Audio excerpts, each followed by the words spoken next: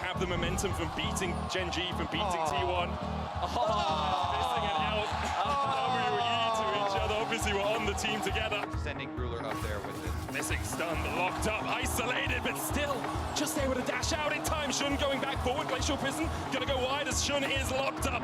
Trying to heal, trying to get away. Elf doing the same. He has the flash, has the cleanse. Will use it to escape the decimating smash, but On cannot do that, and he's turned off. Been now put in the trash by JDG. JDG getting themselves to match point, and that favorite rolled up in that we awarded them, they are living up to it for now. Otherwise, they wouldn't be here so fast. And I think the 2 games that they did win were very impressive. So I'd like to look at what we saw throughout the series, and maybe we bring the board up again. What do you think? All right, it's time. Because when we left, we were still feeling fairly optimistic. Were you? Well, up until not really up until the moment. More optimistic. More optimistic, but I think we're now going to get rid of this. I've got some updated standings, you know? Okay. Yeah, okay. Been on Gwen. Right. Nice, good. Been off of Gwen. And that's where we introduced a new addition, which Uh-oh. is... Well, this is the problem. It's like, can they solve for that, right? Can they find something else to fit that same role? Because I think that, you know, again, Kennen is a great team fighter, and I thought that was kind of maybe that other pick that could slot in, but he doesn't have anywhere near that same side lane pressure. Even if you get an early CS advantage against Sion, it doesn't really amount to much. And I think that's the big one, is the fact that you're not able to actually play these sides as effectively as you did in Game 2, right? We saw how good they were at using Yagao to look for picks in that bot side jungle, specifically on Tonight, and then using that side to collapse on mid. So I think you do need to go back to that style. And the big question mark for me is if they do bring out something like a Camille. I think Camille has been is a really big pick for Bin. His solo QID is I love Camille, and if you want to play split push, you want to play something that can dive, Camille's kind of it. That works. It also helps if you can do something in the bot lane. Now, Vayne, listen, I understand her. I'm also from a different age. Like, she was in a time when, like, you know, things were a bit easier when you were a bit short range, and it was maybe not easier to play the game, but you didn't have as much long range as you did now, not as many knockups and stuns and everything.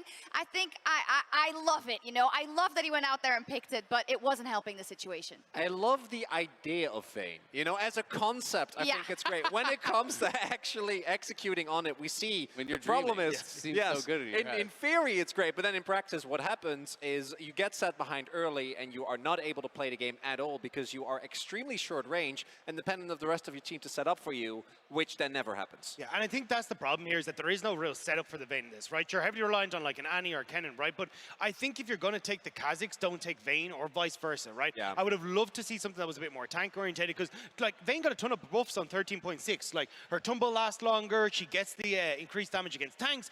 There's a bunch of beefcakes on the opposite side. It could have worked out fantastically, but they're just not quite able to get that setup. And Kanavi did such a good job of shutting them down in the early stages. There's just no hope for Elk. Yeah, absolutely. I mean, Kanavi was taking over the early game, and you know, when you're going up against something like the Kazakhs on this edge one, you already kind of have an easier to execute game plan later on. So this was, you know, such a high barrier to entrance, it feels like, for BLG's comp. They had to get massively ahead, but they just couldn't.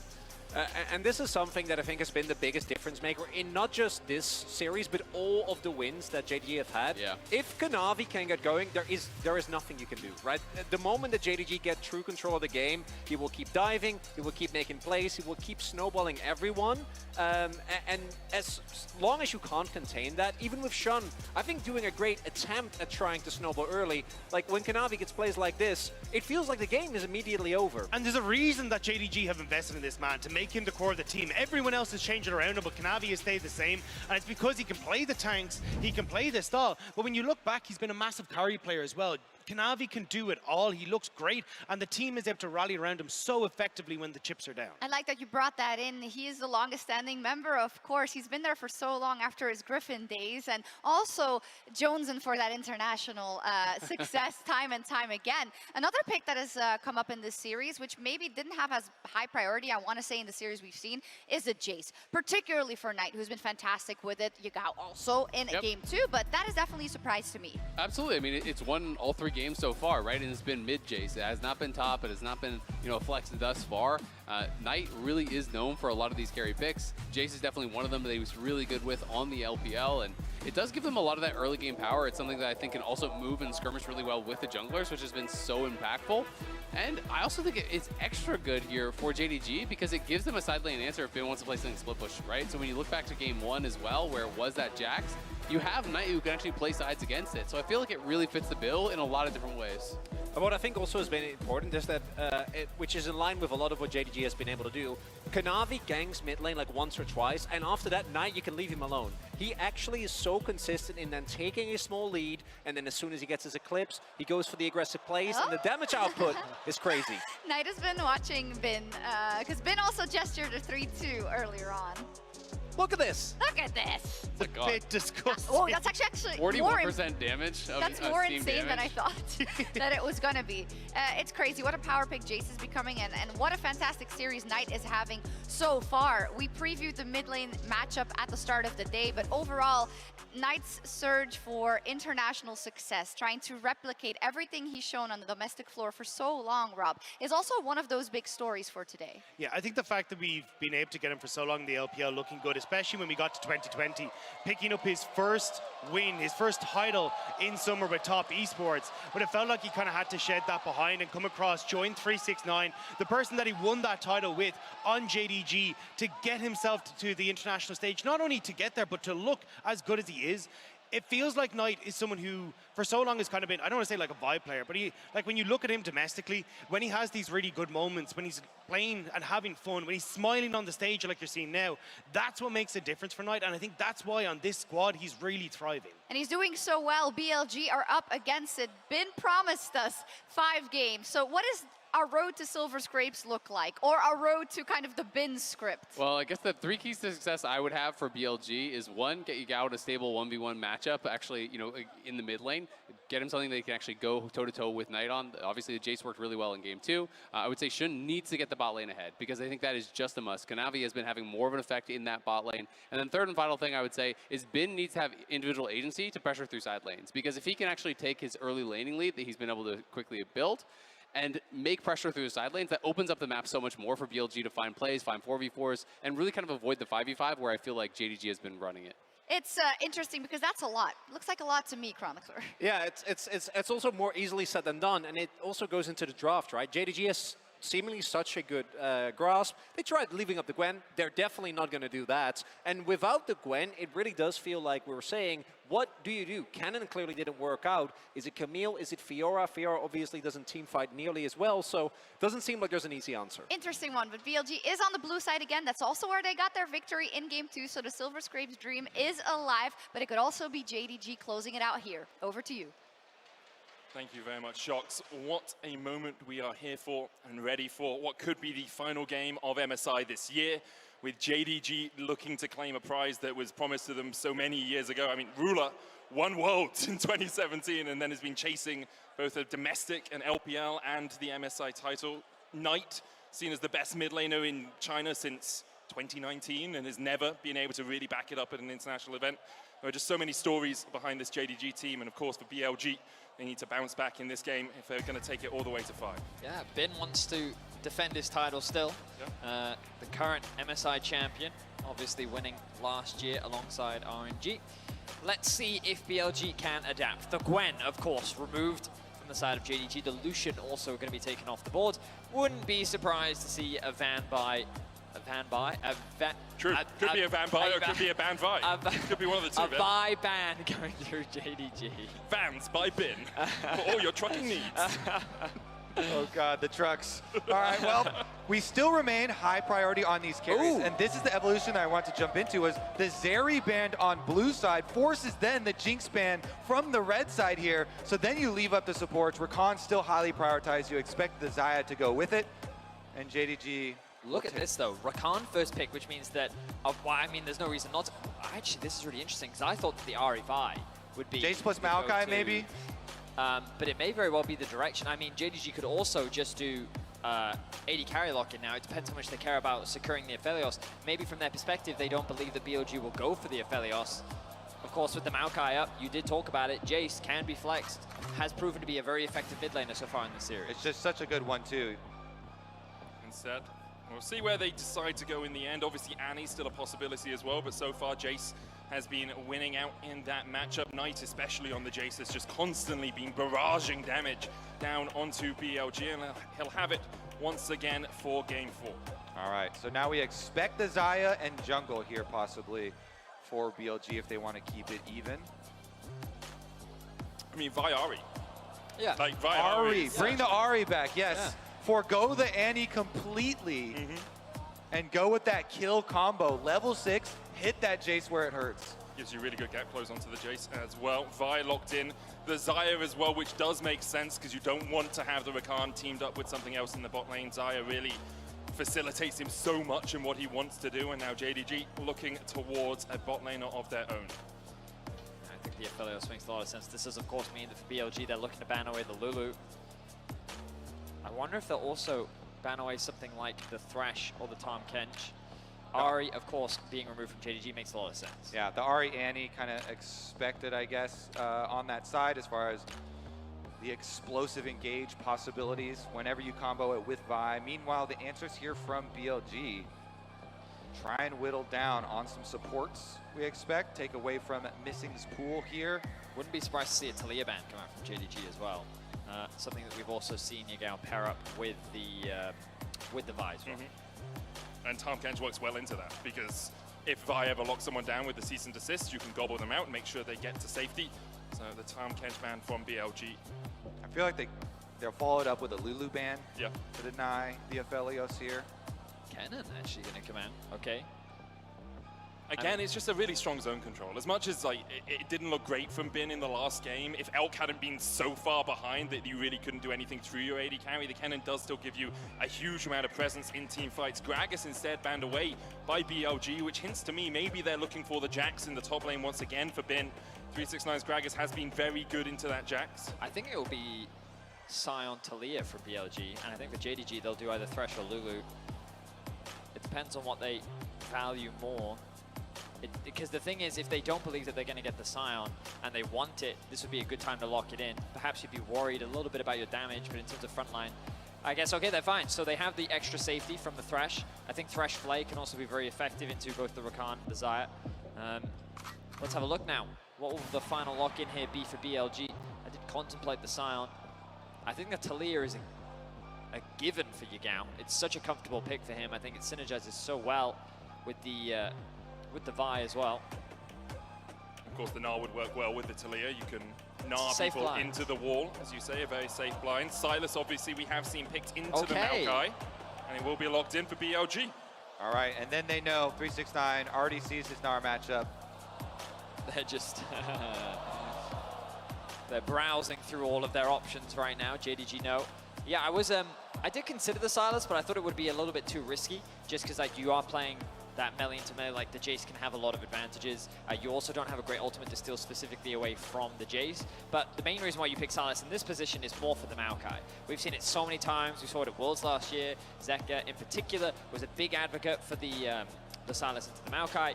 And I think that this is something that just gives you a lot more teamfight agency, and then you have the great follow-up with the Vi and the Rakan as well. This is just such a straightforward comp here from BLG. After what we just saw in the previous game, they're trying to get back some stability. Vi here with the ultimate can go to either mid lane or bottom lane, looking for some focus early on. JDG have been so good, though, about setting up Ruler, and they get that Thresh Lantern for him for that extra safety to be able to reposition in the face of all this engage from BLG. So much dive here from BLG. As we see the coaches, a fist bump on the stage, we are getting ready for game 4 of this series. So far, it's been a 100% win rate to the blue side. We'll see if BLG can continue that going on. We'll see if Bin's prophecy can still ring true after this game. He predicted a 3-2. We'll see which of our LPL teams takes home the championship. So often MSI is an LPL-dominated tournament. We've seen RNG win it 3 times, we've seen EDG win it, and once again we will see an LPL team take home the title. The question is who? Is it JDG, the team that was built to succeed, the team that has been promised victories in essence throughout the course of the year, or is it BLG from 5th to finals and perhaps a title to boot? JDG 5 men strong going down towards the bottom lane. Split map to be expected. 369 on this Sion. Wants to make sure that they can get vision in this bot lane. Will they go for the delayed invade? Of course, BLG already trying to scout it out.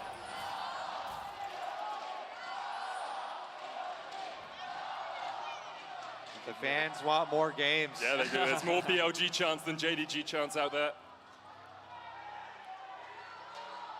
we'll see if BLG can fight back. Because when JDG have won, it has been convincing. It's been suffocation. BLG have been grasping at straws to find a way back into the game. When BLG won, it was a lot more messy and a lot more of what people would call traditional LPL play. More skirmishes, more fights. Yeah, we haven't been starved of the LPL fights that we were promised. I mean, the last time they met, we had huge fights, 4v5 around a Baron, Knight and Ruler, just auto-spacing perfectly. And this has been much more decided by who wins the early game, who manages to pick off a couple of skirmishes, especially around the Rift Hold. And then from there, whether or not the enemy team can find a way back into the game. Yagao already half HP, as you say. Of course, Yagao will have the Kingslayer when he gets up towards level 2 or 3, but right now he is feeling the brunt of Knight's gun. So in draft, this is one of the things that I was talking about around the risks that you do have on the Sylas, especially starting with the E means that you have to put yourself in range of Knight. And he will have the push for the time being. Keeping my eyes on the junglers as well. Vi doing a full clear on the bot side of the map. Kanavi doing a full clear on top side. On gets a knocker. We'll just put some damage down into Missing. I like that from On, steps forward into Missing so that when Missing flays him, he's actually closer to Missing, meaning it's a lot easier to land the W knockup. A little bit of a micro interaction there from the Rakan to make sure that he could trade back effectively. Then they get control of the minion wave there for JDG moving up, making use of that green gun for Aphelios. Poking away towards bottom side, and Yagao running out of consumables here, relying on the Doran shields and the second wind regeneration with the onslaught of the poke from Jayce in mid lane. The hover from Sion. Knock at the sidestep by Missing. Ignite goes down, Missing has to flash away. Hook, there's a minion there. BLG have a bit of a savior, as if that hit On, I think he would have fallen, did still have the flash. Ruler has such a health advantage here though.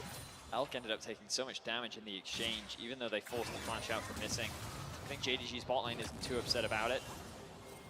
You have push in top for Bin, but Yagao forced underneath his turret for now. That means that Knight will, of course, go for a little walk.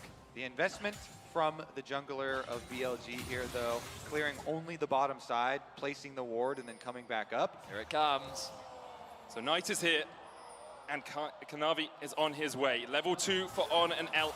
Can you defend? Level 3 hit, Gleaming Poke going out as well. The heal, an immediate teleport from BLG will protect their AD carry and support. Yeah, Yagao goes back, teleports right back out. He's just double Dorans with refillable here. Kanavi going in, knocked up. Yagao trying to trade back onto him. Kanavi down to half HP. Long range shot from Ruler will put some damage back down. And this is that problem I'm talking about with the jungle clears, when you're just clearing on bottom side first for Vi. Vi has to go back towards top side. Meanwhile, Maokai got an easy full clear off to the bottom side of the map, has that level 4, gets that bottom side Scuttle Crab and the pressure along with his mid laner. Chunking away a little bit, trying to get every little just tiny advantage towards bottom side that you possibly can. And there were a lot of little things that led up to that dive as well. The 2v2 trade that happened in bot where Ruler walked away with a big health advantage. The fact that Knight got a favorable trade in mid, guaranteeing him that push meant that he could also move towards bot lane. But now it's BLG's turn to go on the attack. Let's see if they can find a play here. Should know deciding against it. Yeah, both junglers know second respawns of Raptors here, so both playing around mid. The coveted Raptor camp. All you have to do as the Maokai is shadow Jayce. Jayce already has control of the minion wave, push it in, and come hover. Bottom side again. I mean, this is what JDG have done so well. It's really shut down Elk and On, and with no vision around here, you can see the bot lane of BLG just having to pay respects. Backing all the way away. This is going to be a full plate over to JDG early on. This is just picture perfect. Mid lane prio leaks into bottom lane. Every minion wave matters. That last minion wave, again, shoved in by Ruler, by Missing, with the support from their mid lane and jungle, hovering just in the fog of war, just with that threat. 300 gold lead already in the bot lane. We see about 150 in mid. And of course, Bin, with his isolated 1v1, building a lead once again. So far, he's done a great job this series. It was only really game 1 where we saw him not having a lead in the Jax versus Gragas matchup. But aside from that, the carries, Knight and Ruler for JDG, have consistently found advantages. Unfortunately for Sion, he's not really been able to have his presence felt on the map over the last few games. And Bin knows he's got a long farm lane ahead of him. Yep. Goes for the 5.5-minute call. Well, if you know you're going to get an extra 100 CS, there's 300 extra gold for you in the end. Bin realizes, as you say, he's on a little bit of an island, but we consistently see Ruler step up when it really matters. Elk has been so strong for BLG through the course of their progression through the lower bracket against Gen G, against T1, but throughout this series, it has very much been the night show, and Ruler there to back him up when called upon. And when BLG are set behind like this, often they look up towards the top lane. They look up towards Bin on something like the Gwen to really be able to carry the later game fights. But here on the Gnar, does still have agency, still can do a lot in a team fight, but doesn't have the same damage output as a Gwen. Meanwhile, since the bottom lane was able to push back out here for BLG, Shun slips in on the Dragon. Kanavi could come across, can just twist it, advance forward, look for the smite, still could even just go on to Shun. On coming across, but Kanavi has the smite. Looking to get that down to 600 HP. Good hook from Missing. Will keep on at bay. Kanavi needs to hit it. Will secure the Dragon now, and BLG are left wondering exactly how that went down. Really just Kanavi coming across and spotting out Shun. Well, Knight was able to move first. The bot lane also not really in a position to offer assistance. And Shun, I think he was just mainly concerned about the collapse. You also look at the level difference between the junglers. A full level advantage in favor of Kanavi. And Shun didn't actually have the support of his bottom lane there, so now they're under attack. Kanavi, with his level lead in the jungle, with the power farming of the Maokai that, remember, started from the very beginning. Easy full clear for him, down to the bottom side of the map. Level 6 Maokai walking in, face check. Shun runs away from He's it. going to respect it, I guess, again, because of the pressure that Knight has in mids. And we talked about how impactful this Jayce has been. We're continuing to see it again. The risk of running the Sylas is how much agency it gives Knight over the matchup, and now Kanavi focuses his eyes on bot lane. On will block it, Elk gets hooked, but the cleanser out immediately. Good Moonlight Vigil from Ruler, and On takes an absolute chunk of health. In the end, we'll be able to dash away and survive, but that's all Summoners burnt for the BLG bot lane. JDG are just so good at utilizing mid-jungle to leak into bottom lane. They go for the dive, they get all the summoner spells out. Now Elk, all by his lonesome. At least he did get his level 6, so he has his ult to be able to stick around and pick up the minions. I mean, JDG just continue to play around their bot lane so well.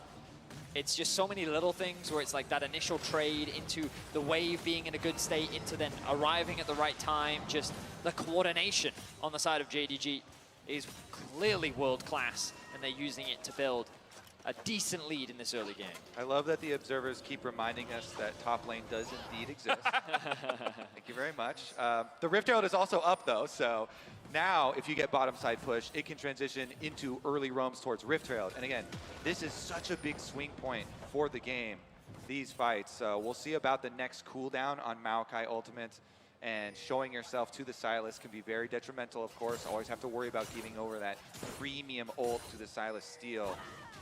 One of the risks, though, of playing towards this Rift Herald is Aphelios has red-white guns. And Aphelios takes towers basically quicker than any other AD carry. You can see he's trying to push in the bot lane alongside Missing, while Shun and Bin will take the Rift Herald. And they're actually gonna, are they gonna double rotate the Xayah Rakan bottom to defend Yagao?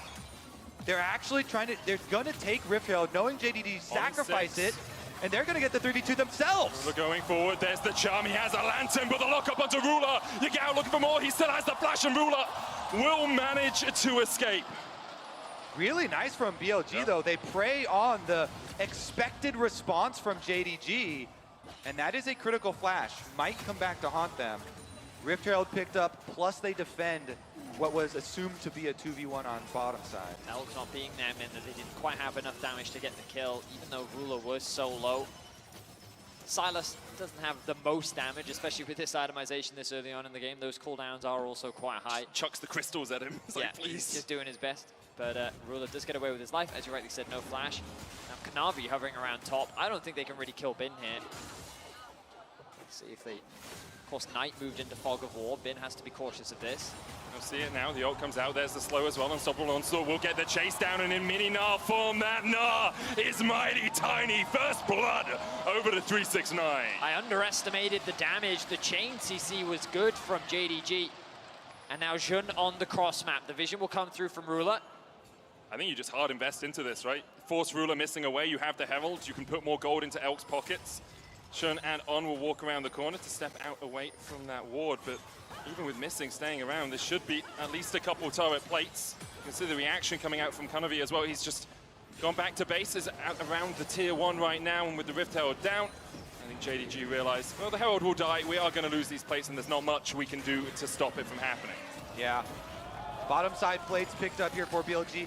Top side, yes, given over to Sion. 369 did get 1 in the exchange, but you well know bottom side one's worth way more. I do, since we have all recalls right now, want to take a moment to talk about those top side wards. If we could scroll up in the river to the ward that Bin placed, which is in the brush right here. There is an evolution that has taken place because junglers, when that ward is placed so much, they hover outside the brush right there.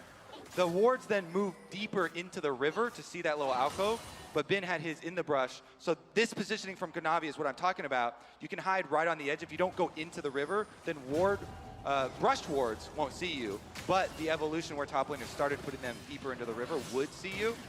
And that little difference there, he does get full comboed, so much CC with the Maokai ultimate. Nicely done by JDG. Kanavi leads with the ult, nice follow-up. I mean, Shun tried to show us that last game, right? But he was spotted exactly by that wall that you're highlighting, Kobe. So, first blood to JDG. A much slower game than I was expecting. JDG still 1,200 gold ahead, and a lot of that's got to be sitting on Knight. 20 CS lead for him. Here we go. Maokai ultimate on Yagao. Will Yagao use the Nature's Grasp? There it goes. Kanavi answers with 1 in response. The roots are going to come out. The dragon already secured for JDG. And now in the pit, Shun really caught out, but a good quickness charm. Elk not here to put any damage down yet. And he begins to dive in. Season assist onto Ruler as Elk looks for the damage. The Featherstorm coming out as well, but he just can't pull the feathers back quickly enough. JDG shut BLG down. JDG walk away without a scratch on them. Clean fight, 3 kills, plus the dragon. This team is too good. They know BLG too well. And they're just so well coordinated as well. It's 5 fingers making a fist and punching BLG into the dirt. Just a great team fight once again from JDG. This series looks done and dusted, but let's have a look back at this fight. Yagao throws the Nature's Grasp down. Kanavi with the immediate response. He does secure the smite as well. And then look at the positioning of Ruler here. On tries to find an opportunity, flashes in, gets the knock up, but then the rest of the team immediately there to pivot. He has the lantern to safety, and this is what really splits up BLG. And Vedius, that whole thing was a 4v3. Yep. Elk was walking the whole time during this replay from behind Dragon, only arrives at the very end to have a Featherstorm after the team has already been destroyed. The 3v4, they saw it, they wanted to counter it, but if you're not in position, if you don't have your timing, if you don't have your AD carry there, you simply cannot compete. And if Elk is there, it's a very different play. The quickness into the Featherstorm, pull those feathers back. You can just burst through Ruler in that situation. Knight continues to show Yagao that he is currently the king in this mid lane. Forces Yagao out. Shun perhaps looking for something. Kanavi's going to match him though, and Kanavi has done this so well. Every time Shun looks for a gank, Kanavi is there lying in wait, and he's going to turn it around onto him. The Nature's Grasp coming out. Shun goes in with the Season Assist, tries to dodge away. There's a lantern there as well as Kanavi takes JDG's 5th kill of the game. Uh-oh. JDG are going to start rolling over the game now. Knight had a 2-level lead. Bin jumps in for a little trade as he goes mini, but this is, again, the classic JDG gold spread. They don't care. 369's on his tank on top side. Everybody else is ahead. BLG is very quickly crumbling. The underdog story may very well come to an end right here, right now. JDG is the one mountain that BLG have failed to overcome this year. And while expectations were high, everyone knew that it was going to be a difficult path. BLG, they need to start getting creative if they want to stand a chance in this game. If they just let JDG play the way that they want to, they're going to run away with it. So they need to start finding picks. They need to start getting a little bit crazy if they want to stand a chance of bouncing back. Right now, Kanavi is the one who's making the plays all over the map. Bin does respect the fact that JDG could be collapsing and backs away to his tower.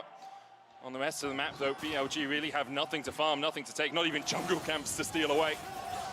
Fellas, we're 15.5 minutes into the game, and the objective bounties are already showing. Yep. They can only show as early as 14 minutes. That's pretty early here for JDG. This JDG team was built to do one thing. win. And they have done that. And consistently, especially against BLG, they get second Rift Herald as well. They will deny any hope of that objective bounty shutdown for BLG. And then they can just rotate over once again. They have 369, bottom side, so consistent. AD carry plus support, moved into that mid lane. LPL champions, of course. Oh, Ult. They're looking for something creative as Knight is locked down. The chase comes out, but Knight flashes away. And they thought he got him, you thought he got him, but in the end, Knight still able to escape. Kanavi coming across to make sure that his mid laner survives. You can see that BLG is trying. They are trying to find something, but JDG will not give them an avenue of attack. 5K is now the goal difference. The next dragon spawns in 45 seconds.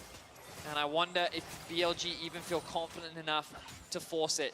They do have decent items. They have hit a couple of points, but the problem is JDG likely going to go back to base, spend some of that gold, hit some bigger spikes. Look at this BF now picked up for Ruler. Also as well, in this situation when you're this far behind, often you'll think, well, we can't fight now. Maybe at 3 items we can take it. Maybe we can outscale. But looking at these compositions, JDG scale very well as well. The Jayce poke is going to be so strong, the Sion's going to be unkillable, and then you have an Aphelios who will just hyper carry through the late game. BLG, as we've said, have to find something miraculous. And right now, there are no miracles in the offing. It is a struggle for BLG right now. The Dragon is up, and they're in a position to contest. They're going to look for the pick. Quantum missing, hook goes down, Shun flashes into it, and the Nature's Grasp will not be enough to disengage. Yagao now caught up by Kanavis, and Yagao will go down to 7-0 in favor of JDG, and they are sending a message. It is an absolute slaughter on the Rift right now. JDG is showing zero mercy as they will walk this Herald into the tier 2. They will secure themselves their 3rd Dragon of the game. Bin will force a flash out of missing, but the damage has been done. JDG have just extended their gold lead even further. Oof. All that BLG have been able to hope to get in this game. He's looking for the steal. He's literally just jumping in by himself to try and take it. And Bin secures it. Delays the soul by 5 minutes, and now he's looking for more help, trying to trade with Ruler down towards the top side of the fight as Ruler flashes away. Bin doing everything in his power to wrest some control back into this game. But in the end, the Mountain Drake is his only prize. Just as the hope was about to wash away from the team, Gigabin goes in. He gets an objective bounty shutdown. He gets a dragon for the team. It is a small drop in the bucket. It is one step, but it's something. It's something to build off for BLG. Knight's flash is down. They blew his flash in the last time they attempted. We'll see him. Tries to get away. Shun coming in with the cease and desist as well. And as you say, Knight no flash. No way out for him. Cease and desist locks him down. The Eclipse shield will not be enough. And BLG are finally on the board. Another shutdown for BLG. They're making it interesting here. Bin, another objective bounty shutdown. The crowd going wild for objective bounties is not something I had on my to-do list for today. The wallop from Bin, Nature's Grasp coming out from Kanavi as well. Bin no flash, jumps back in. Kanavi will lock him up. Bin just trying to do everything he can. Will get the hyper out here, but in the end, shut down by Kanavi. At the very least, BLG are finding something on the map. They're trying to create some chaos, disrupt this game that JDG have so beautifully set up for themselves. They will get a tower. They're looking to get another tower top lane. The TP will come through from Knight. Now he needs to be careful. Shun, ulti not available just yet. Does he need to be careful? Immediately Shun loses half his health. Yagao trying to come in from the side as well as Knight dives forward. And the Manamune Eclipse combo is just too much. You could kill him, but he'll take both your heads. Call an ambulance, but not for Knight. 2v1 double. Knight gets revenge on the mid jungle of BLG. And they will quickly convert that into the Baron. He flashes the top eSports logo to remind Yagao who he benched as he joins JDG and is looking to take them to their first international trophy. Baron for JDG, 20 minutes in. They are 7,000 gold in the lead. And the golden left hand of Knight just took down Shun and Yagao. Yep, smushes them into the ground with his sweeper. He knew as soon as he spots Shun there, all in. Hammer form buffs, really, really nice. Takes him out, and then Yagao was trying to peel for him. No hope. It's been said before, but we'll say it again. This was the night that was promised. Domestically, he was a titan, but internationally, he could not prove himself. But here at this MSI, he has cemented himself as one of the top mids in the world, if not the top mid in the world, as he's looking to lead JDG to their first international title. And the entirety of JDG have shown us just why the LPL and they are to be feared. BLG put on a good show getting through the LCK #1, #2 seeds, but in the end, their nemesis, the demon on their shoulder, continues to loom large. The 4 times these teams have played this year, JDG have won every single one, and they are looking to do it once again. Missing going forward, the hook onto On, not going to be too much, but there's good poke from Knight, and now in the bottom lane, JDG are pushing in to open up the base. Mid lane for 369, the rest of JDG down towards the bottom side. That inhibitor tower already down to 10% HP as Kanavi goes for the engage, and Shun is just locked up and just shut out of the picture. Knight diving forward, knocks Yagao back. Bin trying to go mega, but he just can't find any way to get in. The Nature's Grasp out again as JDG look to close it out. JDG with a massive pick on looking to siege onto the Nexus and looking to win it all. 4 players and 2 Nexus towers in the way between JDG and their MSI title. The cannon minions helping them as BLG just retreat to the base. Bin TP's away, he knows it's done. And JDG are the 5 fingers of Knight's golden left hand. And they will claim the prize that was promised. JDG, your MSI champions.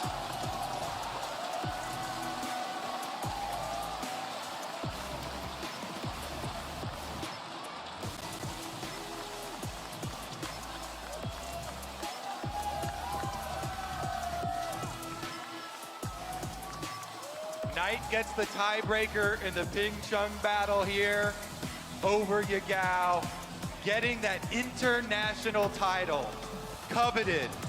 And JDG, that international super team, built for success and acquiring success. And what a performance by them it was today, as we see them step up to the MSI trophy. JDG following in the footsteps of EDG, following in the footsteps of RNG. The LPL era of dominance continues. Let's send it down to the stage for Law and the victorious JDG for the trophy ceremony presented by Mercedes-Benz.